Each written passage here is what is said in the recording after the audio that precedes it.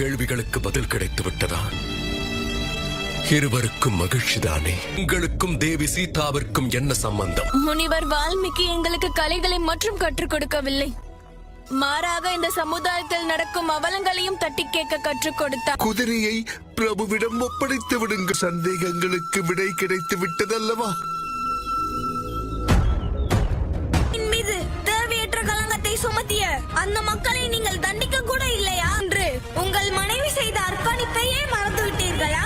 ஓர் அரசனின் கடமை மக்களை சரியான பாதையில் கொண்டு செல்வது, அவர்களை குற்றவாளி ஆக்குவதல்ல. அம்மா சீதையின் துக்கத்தை ஒரு நாளும் உணர மாட்டீர்களா? இருவர்களே, பிரபுவிடம் வார்த்தைகளை அளந்து பேச வேண்டும். அரைகுறையாக தெரிந்து கொண்டு வார்த்தைகளை விடக்கூடாது. அரைகுறையாகவா? பக்தி என்னும் திரையை முதலில் கழட்டுங்கள் அனுமன் அவர்களே. திரை இருப்பது உங்கள் கண்களுக்குத்தான். தாய் சீதையின் கணவராக தன் பொறுப்பிலிருந்து ஒரு நாளும் அவர் பின்வாங்கியதே இல்லை. ராஜ உடைகளையும் ராஜ பொறுப்புகளையும் துறந்து இயற்கையாக தன் வாழ்க்கையை மாற்றியவர் என் பிரபு ராமர். சுகபோக மெத்தையை உதறி தள்ளி இன்னமும் வைக்கோலின் மீதுதான் படுக்கிறார்.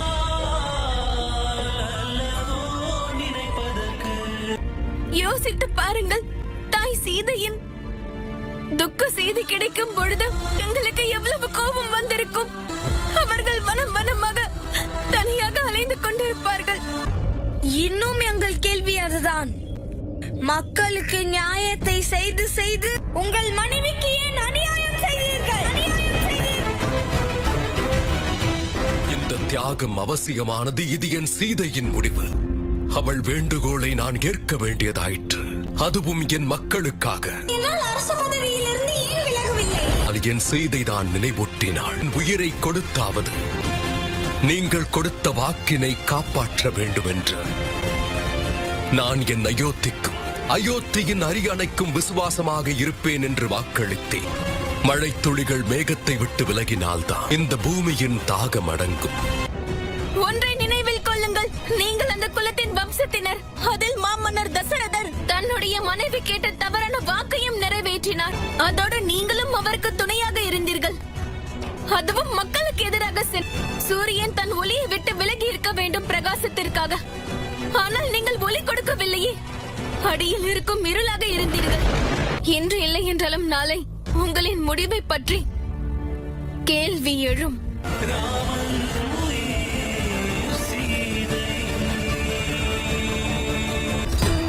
என்னுடைய சீதை செய்த தியாகத்தை அறிந்து இந்த தலைமுறை மட்டுமல்ல, இனி வரக்கூடிய தலைமுறையும் நன்றி கூறும். எதை வரக்கூடிய தலைமுறை என்று சொல்கிறீர்கள்? தாய் சீதையின் வாயால் அவர்களின் தியாக கதையை கேட்க விரும்புகிறது. குதிரையை விட்டுவிடுங்கள். என்னுடைய பொறுமைக்கும் ஓர் எல்லை உண்டு. எல்லையை பற்றி பேசுகிறீர்களே, உங்கள் அயோத்தி மக்கள் தான் மீறுகிறார்கள். ஒரு நிரபராதி பெண் தன்னுடைய கணவன், தன்னுடைய குடும்பம் மற்றும் வீட்டை விட்டு செல்லும் நிலைமை ஏற்பட்டது. நீங்கள் தாய் சீதையை தேடி கண்டுபிடித்து அழைத்து வரவில்லை என்றால், அவர்களை மீண்டும் ஏற்கவில்லை என்றால், நாங்களும் குதிரையை விட மாட்டோம். இல்லை என்றால் ஆயுதத்தை ஏந்துங்கள், நாங்கள் யுத்தத்திற்கு தயார். லவன்குசன் இன்னும் வரவில்லையே. நீ சாப்பிட்டுக் கொண்டிரு, நான் அவர்களை அழைத்து வருகிறேன். இல்லை அம்மா, சீக்கிரம் வந்து விடுவேன். இது நடக்கும் என்று எதிர்பார்க்கவில்லை. நீங்கள் வைத்துள்ள தங்க சிலைக்கு பதிலாக தாயை அமர வைப்பீர்களா?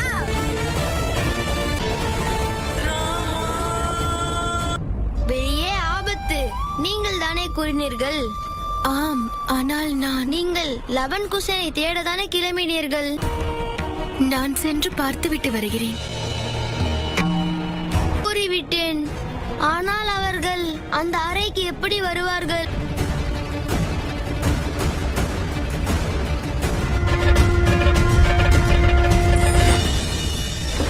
என்னால் உங்கள் இருவரையும் மன்னிக்க முடியும்.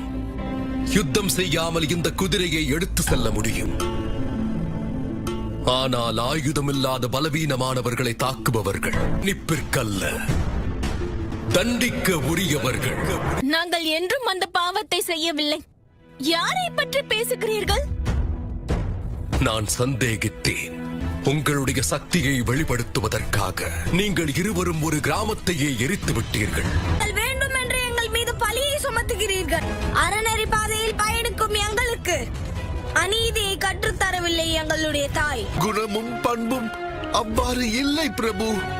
நாம் கலவரத்தை உண்டாக்கி விட்டோம், ஆனால் மாயையை உபயோகிக்கவில்லை. நடந்த எதையும் நாம் தான் செய்தோம் என்று எவராலும் தெரிந்து கொள்ள இயலாது.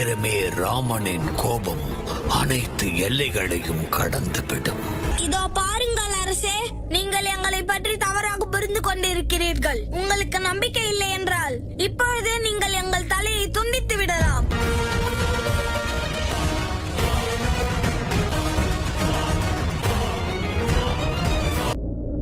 இறுதியாக நான் கூறுவதை கேட்டுவிடுங்கள்.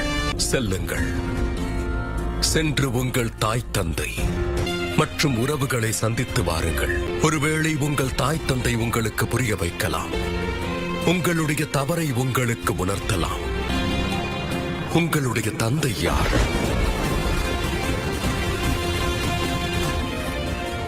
என் இனியவருடைய சூரிய வம்சத்தினர்.